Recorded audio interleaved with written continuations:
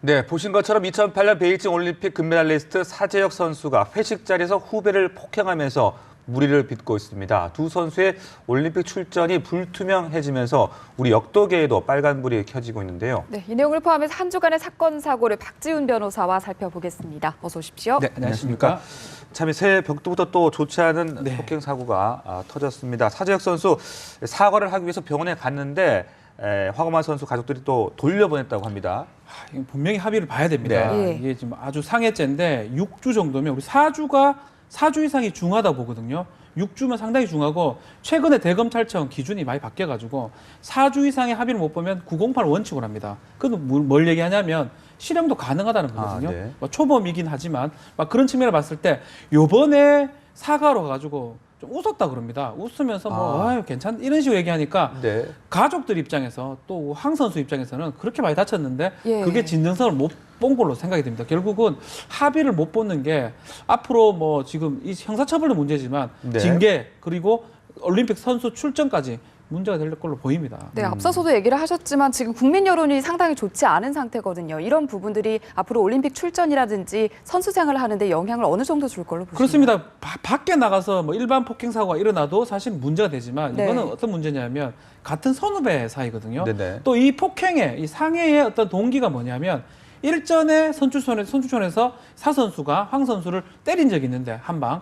그 때린 거를 딴 데 얘기를 자꾸 하니까 그게 불쾌했다라는 겁니다. 그래서 연말 회식 때 가만히 있는 황 선수를 불러내가지고 회식을 하다가 밖으로 데리고 나가서 앉아있는 선수를 뭐 무작위로 일방적 폭행을 지금 한 거거든요. 네네. 막 그런 상황이기 때문에 이거는 일반 전형적인 폭행이라 보기보다는 선수 간의 어떤 폭행으로 같이 볼 여지가 있기 때문에 예. 체육회 입장에서 이건 징계를 할 수밖에 없는 그런 상황으로 생각이 듭니다. 네, 그 만일에 계속 합의가 되지 않는다고 했을 때는 어느 정도까지 처벌이 가능한 건지도 궁금합니다. 이게 문제입니다. 상해죄면 이제 징역도 가능하고 벌금도 가능하지만 네. 4주가 이제 중한 상해의 기준입니다. 6주라면 지금 골절, 네네. 아나 골절 같은 게 있는 걸로 지금 보이는데 합의를 많이 못 본다면 재판 가는 게 거의 확실하고요. 예. 또 이거는 이 통상 폭행은 유발하기도 하고요. 또 그리고 싸움하다가 때리는 경우도 생깁니다. 지금은 유발한 것도 없고 네. 본인이 일방적으로 지금 때려버리기 때문에 예. 아주 재질이 안 좋다고 봐야 됩니다. 뭐 이런 경우라면 합의를 많이 못 본다 그러면 이 공판으로 가는 가능성이 크고 공판으로 간다면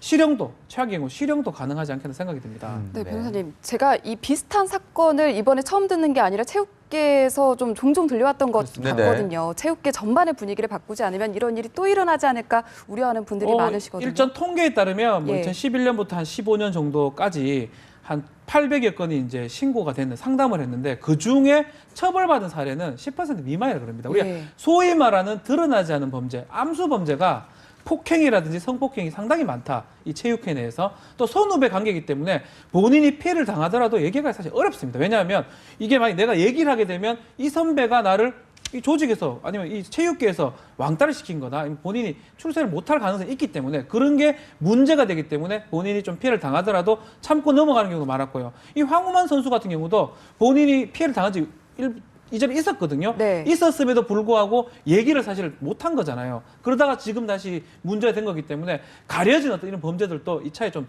찾아내야 되고 좀 없어져야 되고 생각이 그러면 듭니다. 처벌 수위를 좀 높이는 것도 분위기를 바꾸는데 방법이 그렇죠. 될 수 있나요? 뭐 옛날 문화, 뭐 폭행은 어떤 식으로 정당화될 수가 없거든요. 옛날에 네. 선후배, 군기 뭐 이런 문화로 해가지고 막 빠따를 때린다 뭐 이런 얘기를 하잖아요. 그렇게 네. 해가지고 어떻게 선후배 위기의 질을 잡히는 게 아니거든요. 그리고 폭행으로서 위기의 질에 잡히는 게 아니기 때문에 만약 그런 게 발각이 된다면 체육회, 대한체육회라든지 관련 어떤 종목 체육회에서 엄격하게 징계를 내려야 된다고 생각이 됩니다. 그렇게 하지 않는다면 이런 일들이 계속 반복되고 숨겨진 범죄들이 앞으로 더 드러날 가능성도 있다고 생각이 됩니다. 네, 다음 이슈 또 넘어가 보겠습니다. 또 지난주 최태원 SK 회장의 이 사생활 공개가 또 큰 관심을 끌었는데요. 이 노소영 관장이 지금 이혼을 거부하고 있는 만큼 합의 이혼은 좀 쉽지 않을 것이라는 얘기도 있고요. 또 이 최 회장이 유책 배우자인 만큼 이혼 소송도 쉽지 않을 것 같아 보이는데 어떻게 전망을 하십니까? 결국은 29일 날 본인이 이제 서한을 보냄으로써 네. 이런 뭐 일이 생겼는데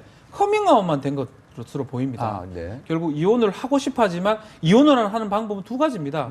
협의로 이혼을 하든가 재판을 통해서 이혼을 해야 되는데 노소영 관장은 그날 오후에 바로 얘기했죠. 이혼할 생각이 없다. 네. 아이까지 키울 의향이 있다. 그러니까요. 이렇게 네. 얘기했기 때문에 협의 이혼은 불가능하고 보면 재판 이혼으로 가야 되는데 재판 이혼으로 가려면 상대의 이혼 사유, 유책 사유를 입증해내야 됩니다. 네. 본인이 있죠. 노소영 관장이 있는 게 아니고 그런 경우이기 때문에 재판 가서 이길 가능성은 사실 없다고 보면 예. 이런 협의 재판이 불가능하다면 이런 상태가 오래 유지될 걸로 생각이 듭니다. 네. 네, 만약에 이혼을 하게 된다면 재산 분할 같은 경우는 어떻게 되는 건가요? 이혼의 또 문제가 뭐냐면 예. 이혼 의사가 둘이 합치된다 해가지고 그래 끝나는 게 아닙니다. 지금은 미성년자 아이가 없기 때문에 양육의 문제는 생기지 않지만 가장 큰 문제 중에 하나가 재산 문제거든요. 위자료 문제, 유책에 대해서 돈을 받는 거. 네. 그 외에 가장 중요한 재산 분할이 남습니다. 네네네. 20년 정도 어떤 일반 가정주부로서 둘이 이제 결혼 생활을 했는 경우 통상 5대5로 나누는 게 일반적입니다. 네, 가정주부는 아닙니다. 노소영 관장은. 그렇죠. 만약에 본인의 기여도를 더 산정을 한다면 네. 지금 최태원 회장의 뭐 재산이 한 4조 한 9천억 원 그 정도로 좀 추측이 되는데 만약 절반만 하더라도 2조가 넘어가고요. 네. 만약에 이게 뭐 상상도 하기 싫으면 세기의 소송이 될 여지가 있습니다. 아, 네. 노소영 관장 입장에서는 이 기여도를 입증하기 위해서 SK가 커간 기여도 뭐 유공을 인수했고 그리고 이동통신을 뭐 선정받았고 이런 여러 가지 얘기를 하면서 본인의 기여도 아니면 아버지의 기여도죠. 네. 노태우 전 대통령 그 기여도를 입증한다면 그 금액이 훨씬 더 많아질 수도 있고 그거는 이제 알 수가 없지만 재판으로 간다면 아주 뭐 세계의 소송이 될 여지가 상당히 있습니다. 큰 금액이 네. 나올 수가 있겠군요. 네. 자, 그런데 또 좀 더 주목을 해볼 것이 이제 SK 기업의 지분 구조와도 또 관련되지 않겠습니까? SK가 이제 주식회사 SK로 이게 지주회사로 지배를 지금 여러 가지 회사를 지배를 하고 있는데 문제는 뭐냐면 최태원 회장이 현금이나 부동산은 별로 없다고 지금 알려져 있고요. 아, 거의 재산 대부분이 주식으로 알려져 있습니다. 만약에 이게 이 두 사람이 협의를 하든 재판으로 가든 이제 어느 정도 이혼을 합치를 하면 재산 분할은 불가피한 거거든요. 재산 분할한다면 만약 2조를 주식으로 줘야 됩니다. 지금 23% 정도 갖고 있는데 네. 주식의 10몇 %가 넘어간다고 생각이 되면 경영권은 상당한 혼란이 생길 수가 있습니다. 지금도 23%로 상당한 다른 어떤 이해관계를 통해서 같이 지배를 하고 있는데 만약 노소영 관장한테 상당한 수가 주식이 넘어간다. 네. 이랬다면 SK의 경영권은 앞으로 뭐 어떻게 된다고 뭐 예측이 네. 거의 불가능한 생각이 듭니다. 우리 재계 전반적인 지형에도 좀 영향을 미칠 수 있겠군요. 상당히 크죠. SK가 네. 지금 재계 한 4위 정도 되고요. 네. 지금 최태원 회장이 그 개인적으로 순위가 한 5위 정도 됩니다. 네. 중간 태평양 회장이 있기 때문에 그렇다면 상당한 재산을 갖고 있고 상당한 크기를 갖고 있는 SK 그게 지분이 바뀐다면 결국 그 와중에 지분이 다른 데 넘어갈 여지도 있고요. 외국으로 갈 여지도 있고 네. 상당한 재계에서 큰 문제가 생길 여지가 있습니다. 그렇겠군요. 네, 이번에는 층간소음 문제로 화제를 좀 바꿔보겠습니다. 층간소음 문제로 이웃을 살해한 40대 남성 서울고법에서도 1심과 같이 18년형을 선고받았는데 2013년부터 갈등이 꽤 오래 지속되었다고 하는데 어떤 사건인지 좀 차근차근 짚어주시죠. 이게 이제 위층에 있는 40 남성입니다. 아래층에 이제 통상은 위층에서 막 뛰어다니면 아래층에서 스트레스 많이 받지 않습니까? 네.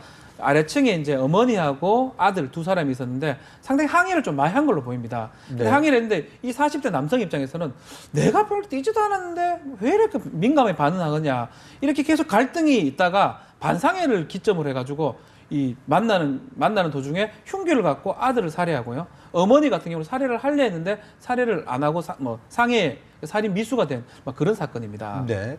그 층간소음의 기준은 지금 현재 어떻게 되어 있습니까? 우리 법적으로 사실 기준이 어떻게 되어 있냐면 이제 주간 야간을 조금 나눕니다. 주간에 같은 경우는 이제 45데시벨 1분간 45고 이제 야간인 경우는 38데시벨 평균 이렇게 넘으면 층간 소음으로 보고요.